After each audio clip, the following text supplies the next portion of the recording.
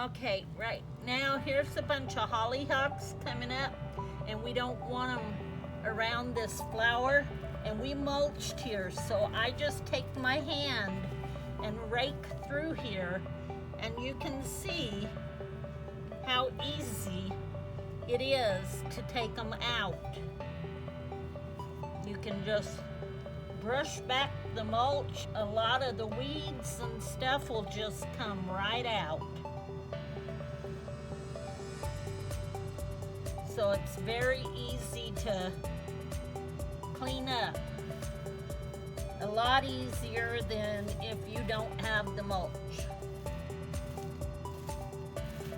But I just run through and brush all that stuff I don't want right out.